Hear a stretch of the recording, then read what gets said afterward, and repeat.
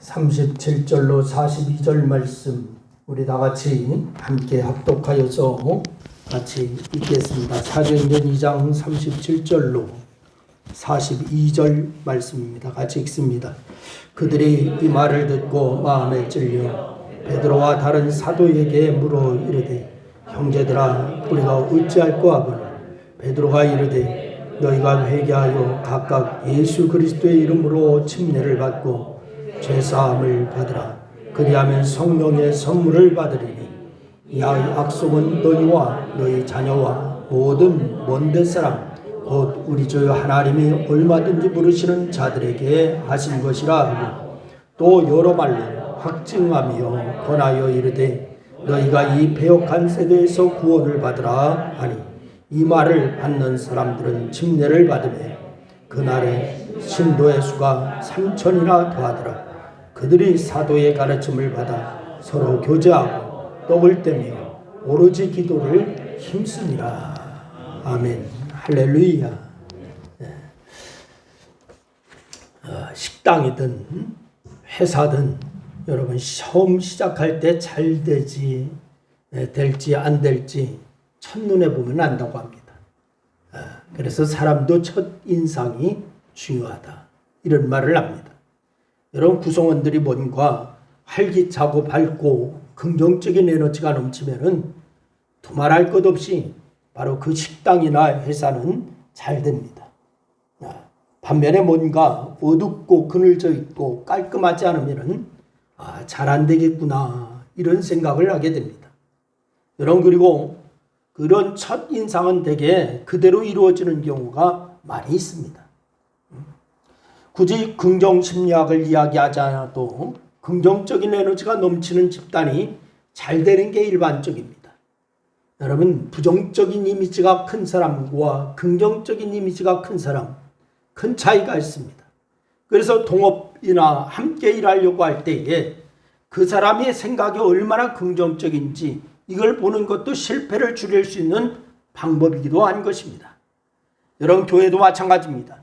긍정적인 모습이 많은 교회, 바로 이 긍정적인 모습과 활기가 넘치는 교회, 이런 교회가 교회답습니다. 여러분 더욱 실속 있게 세워지고 하나님의 일을 더 많이 감당할 수가 있는 교회가 됩니다. 여러분 그래서 오늘은 우리 교회에서 철철 넘쳐나야 할 것이 무엇인가 이것을 생각하면서 함께 은혜를 같이 나누려고 합니다. 여러분 그래서 넘쳐야 할 것을 이야기하는 좋은 본문이 무엇일까 생각해 보니까요. 오늘 우리가 37절부터 읽었지만은 사실은 42절 한 절에 딱 보면 답이 나와 있습니다. 우리 42절 말씀 한 절만 우리 다 같이 다시 한번 읽겠습니다. 42절 다 같이 읽습니다. 시작. 그들이 사도의 가르침을 받아 서로 교제하고 떡을 떼며 오로지 기도하기를 힘쓰니라. 할렐루야. 단번에 떠오르는 것이 바로 오늘 본문 말씀이었어요. 여러분 초대교회는 하나님 나라가 완성되기까지 영원히 지향해야 할 교회의 모습, 이 교회가 바로 초대교회인 것 같습니다.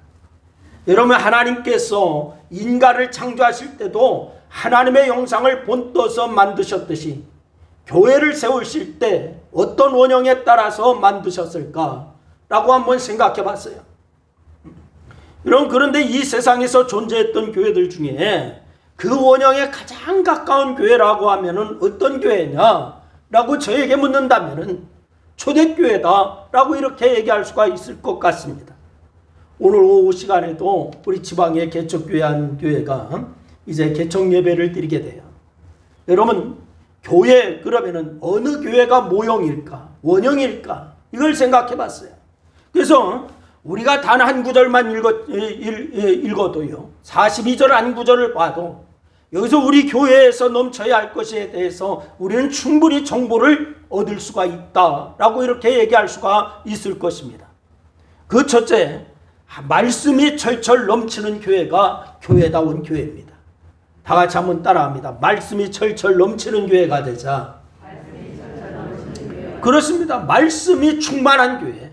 여러분 오늘 본문 이 말씀 중에 첫째 부분 42절 첫째 부분에 나오는 말씀이 뭐냐? 그들이 사도의 뭐를 받아? 가르침을 받아. 근데 어떤 가르침이냐? 하나님의 말씀의 가르침입니다.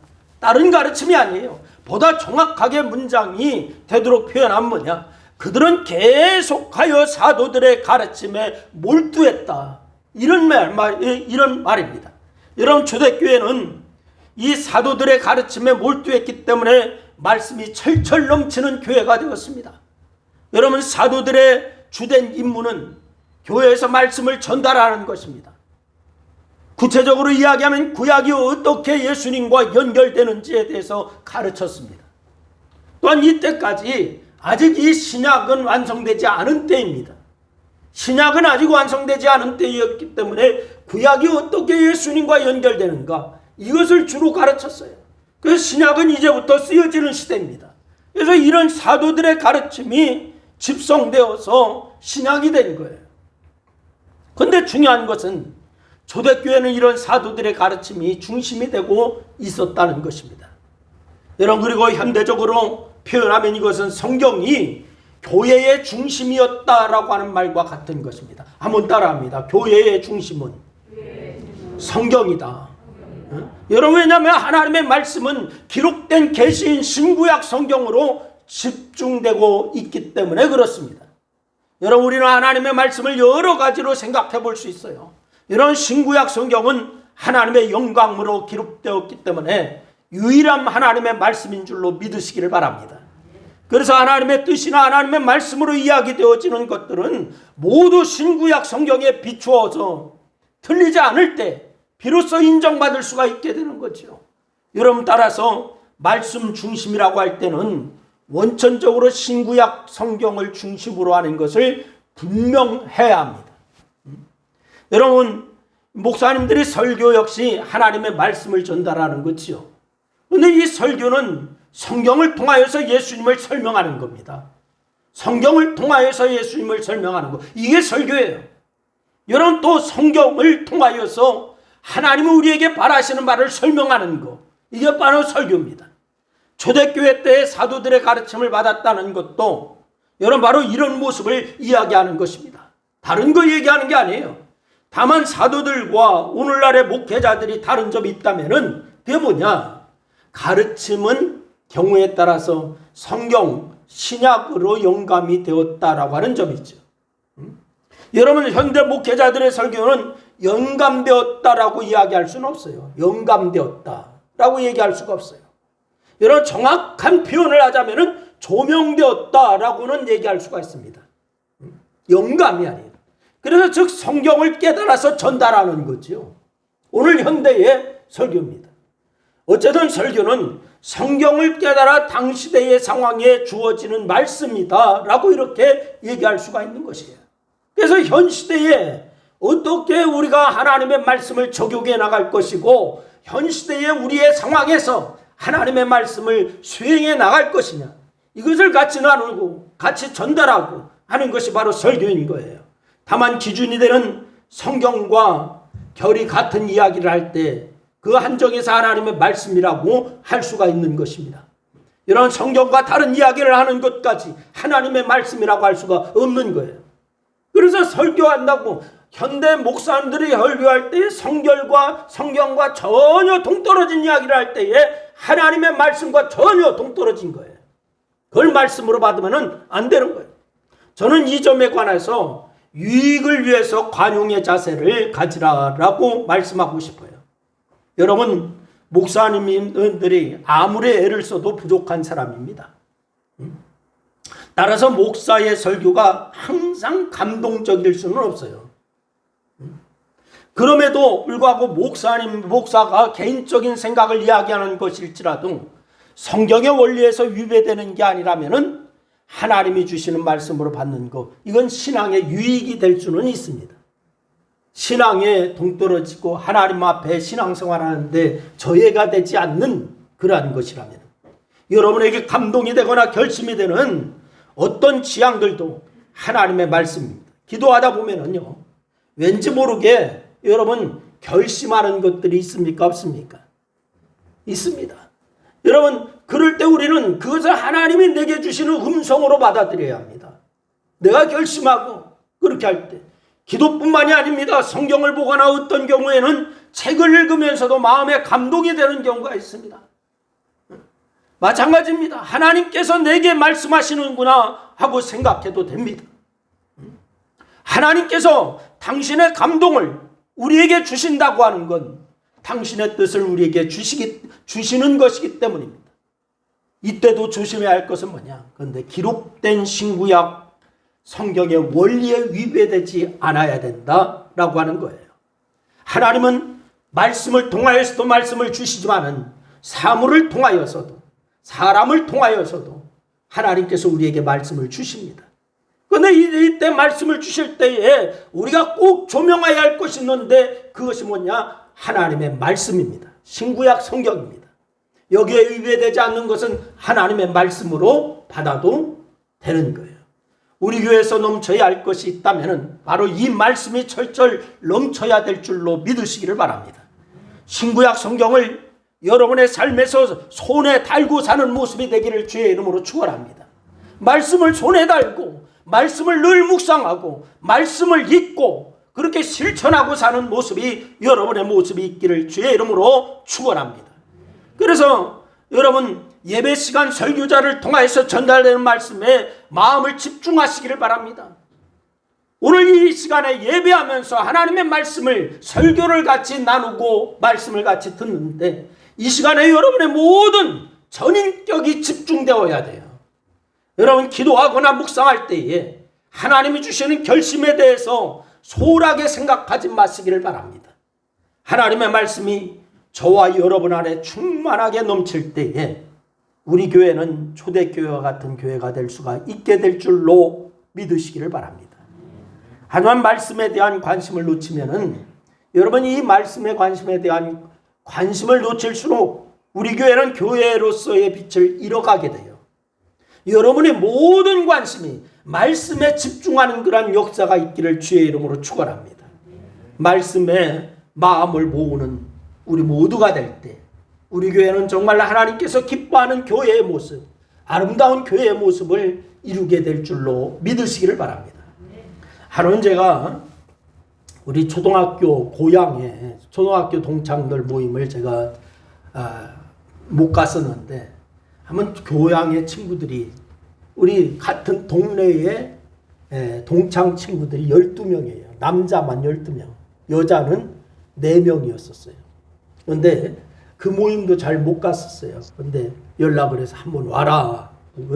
궁금하지 않냐 해서 한번 갔어요. 갔는데 제가 목사라고 하는 것을 알고 한 친구가 질문을 합니다. 정말 하나님의 음성이라고 하는 게 들리냐라고 하면서 물었어요. 그래서 제가 대답하기를 특별한 경우에 하나님께서 그렇게 하실 수 있지만은 일반적으로는 깨닫게 해주시는 방법으로 음성을 들려주신다 라고 이렇게 얘기를 했습니다. 특별한 경우에는 하나님께서 들려주시지요. 그러나 일반적으로는 깨닫게 해주시는 방법으로 하나님이 말씀해 주시는 거예요. 그랬더니 이 친구가 대뜸 하는 말이 뭐라고 하냐 하면은 그럼 그게 자신의 생각일 수도 있잖아. 네 생각일 수도 있잖아. 이렇게 얘기하는 거예요. 여러분 어떻게 생각하십니까? 당연히 그럴 수 있습니다. 그래서 저는 이 친구에게 얘기를 해줬어요. 우리가 생활하면서 하나님께서 음성을 주시는 것이 있는데 또한 우리 스스로 생각하는 것이 있는데 여러 가지가 있다. 첫째는 영감이 있고 자감이 있고 마감에 대해 마감이라고 하는 것이 있다 라고 얘기를 했어요. 하나님이 주시는 것은 영감, 더 정확하게 표현하면 감동입니다. 그리고 자기 자신의 감정에 충만해서 하나님이 주시는 것이라고 느끼는 것이 뭐냐? 자감입니다. 자기 스스로 생각하는 거예요. 무엇인가 느끼는 게 있는데 마귀가 주는 것이 있는 것을 마감이다. 제가 그렇게 설명을 해줬어요. 영감은 하나님께로부터 받는 것이니까 은혜로운 것이고요. 자감은 그저 스스로 필이 충만한 거예요. 자기 스스로 그냥 감정이 충만한 거예요. 그냥 자기 스스로 하나님이 나에게 이렇게 해주셨어 라고 하면서 그냥 필이 충만해갖고 그냥 그렇게 느끼는 거고, 또한 하나님이 주시는 것으로 느끼는 자기의 생각에 이에 해로울 게 없지만은 그게 자감입니다. 그럼 마감은 영혼을 망하게 하고 교회를 어지럽게 하는 것, 이걸 경계해야 되는 겁니다. 그래서 영감과 자감과 마감이라고 하는 것이 있어요. 여러분 어떻게 구분하느냐? 또 묻더라고요. 또 어떻게 구분하는데? 그래요. 어떻게 구분할까요, 여러분? 이런 것을 구분하는 것은 의외로 아주 쉽습니다. 어떻게? 왜 쉽냐? 성경을 평소에 보는 사람이라면 이것이 하나님의 뜻과 결이 같은지 아닌지 다른지 이걸 쉽게 판단할 수가 있게 됩니다. 그래서 항상 어디로 가서 보아라? 말씀으로 가서 봐라. 그래서 우리의 거울이 그 말씀인 거예요. 여러분 기준은 성경입니다. 성경에 위배되지 않는다면 하나님의 말씀으로 믿고 충만하게 느낌에 빠져들어도 됩니다. 그래서 성경에 위배되지 않는다. 그러면 거기에 푹 빠져들어서 그대로 순종하고 그대로 나가면 되는 거예요. 그렇기 때문에 말씀이 철철 넘쳐야 한다고 하는 것을 강조하고 또 강조해도 이것은 부족함이 없는 줄로 믿으시기를 바랍니다. 그러나 우리는 성경을 직접 묵상하고 읽어야 돼요. 성경을 직접 보고 묵상하는 것만큼 말씀이 넘치는 것은 없습니다. 그런 자에게 하나님께서는 당신의 뜻에서 벗어나지 않는 삶을 살도록 인도하시는 줄로 믿으시기를 바랍니다. 그래서 우리는 언제 어디서든지 말씀이 철철 넘치는 모습이 있기를 주의 이름으로 축원합니다. 옆 사람에게 얘기해 주세요. 항상 말씀에 철철 넘침이 있기를 바랍니다. 인사해 주세요. 할렐루야. 그래. 두 번째는 교회의 사랑이 철철 넘치는 교회가 되어야 될 줄로 믿으시기를 바랍니다. 우리 그리스도인들은 예수 믿는다고 하면 다 사랑을 얘기합니다. 그런데 이 사랑이 철철 넘쳐야 돼요. 우리가 초점을 맞추고자 하는 것이 뭐냐? 42절에 보니까 두 번째에 뭐라냐? 서로 교제하며 뭐하고? 떡을 떼며 라고 이렇게 얘기하고 있습니다. 여러분 원래 의미를 살려서 문장이 되게끔 표현하면 어떤 말이냐면 이런 말이에요. 끊이지 않고 계속해서 서로 교제하는데 그리고 서로 떡을 떼는데 몰두했다. 이 말입니다. 여러분 다시 말하면 한마디로 말하면 한 단어로 말하면 교제했다. 이 말입니다. 여러분 이 관심과 경험을 공유하면서 서로에게 친밀한 관계를 가졌다. 이런 의미입니다. 여러분 당연히 이들의 교제는 언제였느냐? 안식 후 첫날이었어요. 안식 후 첫날이 무슨 요일이요? 주일날입니다. 모여서 말씀을 듣고 그리고 이어서 떡을 떼고 그리고 기도했습니다. 여러분 이것이 본질입니다. 이런 활동을 통하여서 이들은 예수님과 동행하는 삶을 서로 나누었습니다. 여러분 이게 교제예요. 교제하라고 하니까 우리 어디 모여서 친교하자, 어디 놀러 가자, 뭐 이게 교제가 아닙니다. 성경에서 교제하는 건 이게 교제예요. 떡을 뗀다라고 하는 것은 여러분 두 가지 의미가 있어요. 하나는 주께서 정하신 주의 만찬, 곧 성찬을 의미합니다. 그 또 하나는 서로 사랑하는 마음으로 식사를 나누는 겁니다. 이게 식탁교제입니다. 여러분 초대교회 때 이것은 엄격하게 구분이 되지 않았었어요. 떡을 떼고 주의 성찬을 나누는 거, 식탁교제하는 거 이게 엄격하게 구분되지 않았었습니다. 오늘날 교회에서는 성찬식, 주의 만찬식 하고 식탁교제 엄연히 구분되어 있지만 초대교회는 구분되지 않았었습니다. 예수님께서 성찬을 제정하신 것 역시 제자들과 저녁을 잡수시던 자리였습니다. 저녁 식사 자리에서 그 성찬을 제정하신 거예요. 그러다 보니까 이 둘이 같이 이어졌습니다. 초대교회 때는. 초대교회의 주역들은 되게 가난한 사람들이었어요. 여러분 그래서 음식을 준비하지 못하는 자들을 위해서 부유한 자들이 조금씩 더 넉넉하게 준비하여 다 같이 한 식탁에 앉아서 같이 음식을 나눴습니다. 이게 바로 식탁교제였습니다. 그리고 식사 중간에 주님께서 제정하신 성찬의 의미를 되새기는 거예요. 교제와 떡을 뗐다라고 하는 이 말씀은 초대교회가 저들 안에서 사랑이 철철 넘쳤다라고 하는 것을 말하고 있는 것입니다. 여러분 교제는 관심과 경험을 함께 나누는 것을 의미하는데요. 이것은 사랑이 없이는 할 수가 없는 거예요. 교제한다 그러면 교제는 사랑이 전제되는 거예요. 여러분, 사랑하지 않는 자와는 그 무엇도 나누고 싶지 않지 않습니까? 사랑하지 않는 자와는 말도 섞기 싫다, 얼굴도 대면하기 싫다, 사람들 그렇게 얘기하지 않습니까? 반면 사랑하는 사람에게는 모든 것을 다 개방하고 내주게 됩니다.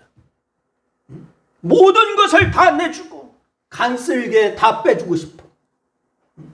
여러분, 그러니 교제했다라고 하는 것은 그들 안에서 사랑이 철철 넘쳤다라고 하는 것을 얘기하는 거예요. 이는 떡을 뗐다라고 하는 것은 사랑을 더욱 명확하게 그렇게 그리게 하는 것입니다. 모일 때 떡을 준비해 왔는데 조금 더 가져와서 아무리 가난한 자도 그 자리에 굶는 이가 없겠다, 이 말입니다. 누구는 차별하고 너는 저 구석에 가 있어, 이게 아니었습니다. 그래서 그 당시의 식사를 애찬이라고 부르게 된 거예요. 서로 사랑하는 그러한 식사의 자리, 이 애찬이라고 불렀습니다. 어쨌든 교제와 떡을 뗐다라고 하는 표현은 단지 신교 시간을 가졌다 또는 식사를 함께 했다라고 하는 의미를 훨씬 넘어서 얘기하는 겁니다. 저들 안에 사랑이 철철 넘쳤던 거예요. 여러분, 우리 교회는 넘쳐야 할 것이 바로 이런 사랑인 줄로 믿으시기를 바랍니다. 여러분 안에 이 마음이 있기를 주의 이름으로 축원해요. 예배를 모일 때마다 주일이 되었으니까 의무감의 예배에 참석하는 것은 여러분 부족한 거예요. 서로 얼굴을 보는 게 반가워야 됩니다. 한 주간 동안 승리했는지 궁금해야 합니다. 여러분, 모일 때에 얼굴을 보는, 아이고 저 화상 또 보네, 이러면 안 되는 거예요. 응? 여러분, 모일 때마다 여러분 얼굴을 보는 것이 너무 반가워야 돼요. 그리고서 여러분 모일 때마다 사랑이 철철 넘쳐 반가워서 한 주간 동안 어떻게 지냈어, 승리했어 하면서 이런 교제를 해야지. 아이고 어디 가니까 재밌었대, 아이고 손주 보니까 너무너무 기뻐, 이것만 얘기하면 안 되는 거예요. 여러분, 정말로 내가 정말 반가웠고 한 주간 동안 그리스도 예수 안에서 말씀 안에서 승리했느냐, 이런 교제가 여러분 안에 있기를 주의 이름으로 축원합니다. 여러분, 힘들었던 한 주간을 보냈다면 서로가 위로가 되어야 될 줄로 믿으시기를 바랍니다. 교회 와서 위로가 받아야지 상처받으면 안 됩니다. 위로를 받겠다는 게 아니라 다른 지체에게 내가 위로가 되어주겠다라고 하는 모습이 여러분의 모습이 되기를 주의 이름으로 축원합니다. 서로 얼굴을 마주하면서 많은 이야기를 나누지 않더라도 여러분 마음과 마음을 통해서 서로 진정으로 위해주는 것이 넘치기를 주님의 이름으로 축원합니다. 그래서 우리 교회는 애찬과 같은 식사를 하여야 될 줄로 믿으시길 바라요. 점심시간에 그냥 배고프니까 밥 먹는다, 이게 아니라 애찬과 같은 식사가 되어야 돼요. 중요한 것은 배고픔만 채우는 시간이 되어서는 안 된다, 이 말입니다. 서로 사랑으로 음식을 나누고 사랑을 하면 식사하는 것으로도 서로 봉사하고 이게 가능합니다. 여러분, 자신이 집에서 먹는 반찬이 맛있어서 그 반찬을 조금 넉넉하게 해서 주일날 가져오면 성도들 함께 식사할 수가 있게 됩니다. 이것이 곧 봉사요, 교제인 줄로 믿으시기를 바랍니다. 예배에 참석하지 못한 사람이 있으면 그 사람이 궁금해져야 됩니다. 여러분, 예배에 참석하지 않았어도 그 사람에 궁금하지 않고 전혀 관심이 없다, 그러면 여러분에게 사랑이 없는 거예요. 다음 주에 오겠지가 아니라 왜 오늘은 못 왔을까 궁금해야 하고, 그래서 전화라도 해야 되고 여러분 찾아가서 격려하고, 이것이 있어야 될 줄로 믿으시기를 바라요. 우리 성경에는 잘 드러나지 않았지만은 오늘 본문은 모두 몰두했다라고 하는 동사가 걸려있는 본문입니다. 다 몰두했다. 기도에 몰두했다. 말씀에 몰두했다. 사랑에 몰두했다. 이것이 포함되어 있습니다. 교제와 떡을 떼는데 몰두했다는 거예요. 그 성도가 서로 사랑하는 데 있어서 끊임없이 몰두했다. 이렇게 서로를 사랑하는 것이 우리 안에서 넘칠 때에 우리 교회는 초대교회와 같은 교회고 아름다운 교회가 될 줄로 믿으시기를 바랍니다. 세 번째는 기도가 절철 넘치는 교회가 되어야 될 줄로 믿으시기를 바랍니다. 오로지 기도를 힘쓰니라 라고 말씀하고 있습니다. 앞서 표현한 대로 한다면 끊임없이 기도하는데 몰두했다, 이 말입니다. 여러분, 초대교회의 가장 큰 특징 특징 중에 하나가 기도가 철철 넘쳤더라. 이것이 특징입니다. 초대교회의 탄생 자체가 오순절 성령 강림 사건으로 이루어졌어요. 그래서 오순절 성령 강림 사건이 마가의 다락방에 모여서 그들이 뭐 했습니까? 기도했습니다. 여러분, 그런데 그 자리에 다름 아닌 제자들이 마가의 다락방에 모여서 기도했을 때 어찌 보면 초대교회의 시작은 기도와 함께 시작했다라고 얘기할 수가 있는 거예요. 건강한 신앙은 주지적인 것과 감정적인 것이 하나로 조화되어야 되는 거예요. 여러분, 우리 주변에서 나타나는 부족한 신앙의 모습은요, 어느 한쪽으로 치우치는 것인 경우가 너무나 많이 있습니다. 어느 한쪽으로 치우치면 잘못되는 거예요. 성경을 강조하는 경향이 있는 경우에 주지적인 경향이 더 나타나게 됩니다. 말씀만 하면은 이게 주지적인 경향으로 치우쳐버려요. 그래서 제자 훈련이나 성경 공부를 하지 않으면은 신앙의 수준이 낮은 거라고 판단하고 무시합니다. 성경을 볼 때도 맞냐 틀리냐가 민감합니다. 원어의 의미가 무엇이냐 중요하게 여깁니다. 안타까운 것은 그러면서도 감정적인 면이 메말라 있게 되었다. 이것은 잘못된 거예요. 반면에 기도를 강조하는 경향이 있는 경우에 이런 감정적인 경향이 더 나타나게 되어 있어요. 말씀을 무시해버리고 기도만 하다 보면 감정적인 경향이 많이 나타나게 됩니다. 모든 판단을 기도하는 지로 따지게 됐죠. 그래서 기도하지 않은 결정은 하나님이 함께하지 않은 것이다라고 단정을 져버려요. 그러다 보니까 말씀이나 이성적인 판단은 이게 오간데 없고 감정적인 쏠림으로 신앙이라고 착각하는 모습이 나타나는 것을 보게 됩니다. 여러분, 이것도 잘못된 거예요. 그런데 오늘 말씀을 보면은 이 초대교회 사도들의 가르침을 받는 일에도 끊임없이 몰두하고 동시에 기도하는 일에도 끊임없이 몰두했다. 조화를 이루었다라고 말씀하고 있습니다. 우리 교회의 성도의 신앙은 기도와 말씀이 조화가 이루어지는 신앙이 되기를 주의 이름으로 축원합니다. 그래서 저는 초대교회의 모습을 이성과 감정이, 주지적인 것과 감정적인 것이, 생각과 실천이 이게 조화를 이룬 교회다라고 얘기를 하는 거예요. 우리 교회는 말씀이 철철 넘치기를 바랍니다. 사랑이 철철 넘치기를 바랍니다. 그런데 이런 것들과 더불어서 하나님 앞에 간절하게 기도하는 모습 또한 넘쳐날 수 있기를 바랍니다. 교회다운 교회가 대단한 게 아니에요. 여러분, 너무나 당연하게도 말씀이 넘치는 교회, 사랑이 넘치는 교회, 기도가 넘치는 교회면 되는 겁니다. 이런 교회가 교회다운 교회인 거예요. 여러분, 우리 자신을 돌아볼 때 이런 가장 기본적인 것들이 우리 안에 넘쳐나고 있는지 여러분 자신을 이 시간에 점검할 수 있게 되기를 주의 이름으로 부탁을 드립니다. 사랑하는 여러분, 하나님 앞에서 마땅히 가져야 할 이런 모습을 갖지 못하는 것을 고집하지 마시기를 바랍니다. 부족하다라고 여겨지는 것에 대해서 겸손하게 하나님께 머리를 숙임으로 인정하고 도움을 요청하시기를 바랍니다. 지금까지 말씀에 대한 부족함, 관심이 부족했다면 하나님께 그분을 고백하고 구하시기를 바랍니다. 사랑이 부족했다면 이것도 마찬가지입니다. 하나님께 고백하고 구하면 됩니다. 기도가 부족했다면 하나님께 고백하고 기도하는 자가 되게 해달라고 구하시기를 바랍니다. 그래서 우리 안에서 말씀이 철철 넘치고 사랑이 철철 넘치고 기도가 철철 넘칠 때 우리 교회는, 우리 모습은, 우리의 가정은 하나님이 기뻐하시는 모습으로 변할 줄로 믿으시기를 바라고 하나님의 인정을 받는 모습이 될 줄로 믿습니다. 여러분 모두가 그런 모습으로 주의 축복이 넘치기를 주의 이름으로 축원합니다. 기도하겠습니다. 오늘 말씀을 생각하면서 우리 한 2분 동안 함께 기도하시겠습니다. 같이 기도합니다. 아버지 하나님, 은혜와 사랑을 고맙고 감사합니다. 오늘도 주께서 우리에게 말씀 주셔서 감사합니다. 아버지 하나님, 우리가 아버지 하나님이요 이제 치우침이 없게 하여 주시고 오늘 초대교회 모습처럼 우리가 아버지 하나님 이제 교회다운 교회를 이룰 수 있도록 인도하여 주시고 성도다운 성도를 이룰 수 있도록 하나님 인도하여 주시기를 원합니다. 말씀이 철철 넘쳐나며 사랑이 철철 넘쳐나며 기도가 절철 넘쳐나는 교회의 모습을 이루게 하시고 성도의 모습을 이루게 하여 주셔서 하나님 앞에 인정받으며 이 땅에 아버지 하나님의 우리의 사명을 잘 감당해 나가기에 부족함이 없도록 하나님 역사하여 주시고 인도하여 주시기를 원합니다.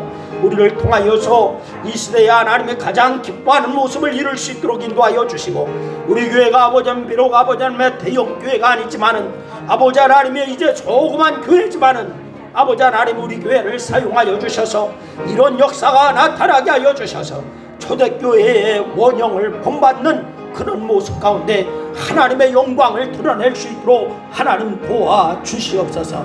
이 시간 함께 하시는 주님 찬양하며 우리 주님 예수님의 이름으로 기도드려옵나이다. 아멘. 아멘.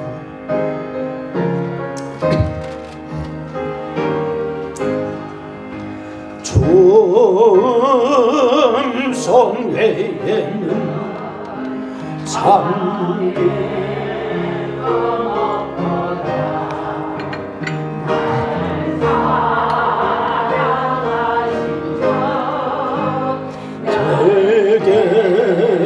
시옵소서.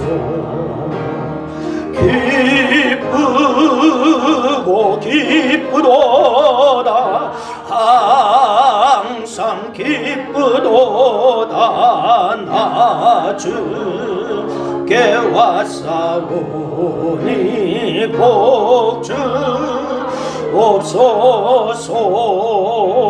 나 주께 왔으니 복 주시옵소서. 주 함께 계시면 잠시 옵니긴데 기쁘고 기쁘도다 항상 기쁘도다 나 주께 왔사오니 복 주옵소서. 주 떠나가시며 내 생명 헛되네. 기쁘나 슬플 때 늘 계시옵소서. 기쁘고 기쁘도다 항상 기쁘도다 나 주께 왔사오니 복 주옵소서. 그 귀한 언약을 이루어 주시고 주 명령 따를 때는 계시옵소서. 기쁘고 기쁘도다 항상 기쁘도다 나 주께 왔사오니 복 주옵소서.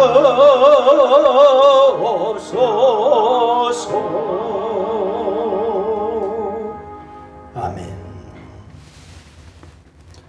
지금은 성부, 성자, 성령 삼위일체 하나님의 은총과 축복이 또한 오늘 예배드리는 성도들의 무리 위에 또한 늘 교회에 충만하여야 할 것, 성도 안에 충만하여야 할 것 알아 실천하며 하나님의 영광을 드러내기로 소원하고 작정하는 성도들의 무리 위에와 저들의 가정과 또한 직장과 사업과 이 나라와 교회 위에 이제로부터 영원토록 함께하옵시기를 축원하옵나이다. 아멘.